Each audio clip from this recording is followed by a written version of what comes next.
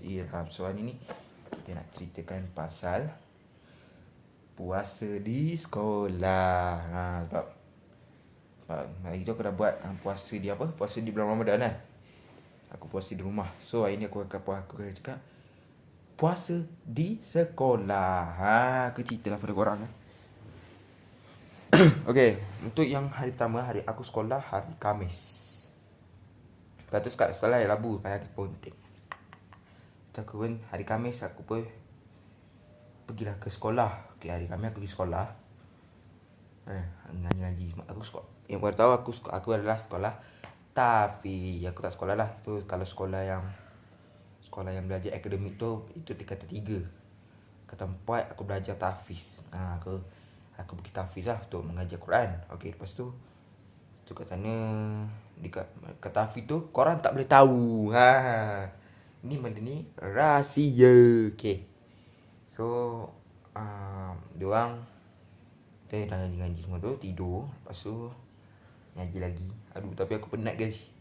Pergi tahfiz, hari Khamis aku tak tidur lagi. Khamis aku tak tidur kat rumah. Khamis aku tengok TV lah. Aku bosan-bosan bosan lah puasa kan. Kalau boleh aku boleh makan, minum. Memang dia aku tak bosan. Aku perlukan makan dan minum tu supaya aku tak bosan. Okay. Lepas tu aku pun penat lah. Untuk hari kedua, okay, kita mulakan sahur dulu. Okay, sahur semalam aku masak apa ya sahur. Lupa lah, air masak lemak kot. Air masak lemak dengan tak ingat. Tapi aku rasa macam ayam masak lemak lagi lah. Ayam masak pedas macam tu lah. Okay. Untuk hari kedua, hari Jumaat lah. Okay. Hari Jumaat aku macam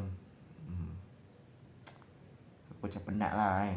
Penat gila-gila kan. Lepas tu balik sekolah tu aku tertidur. Kat TV tidur. Yang tu lah. Okay, lepas tu pergi. Lepas tu aku sahur aku makan ayam masak lemak.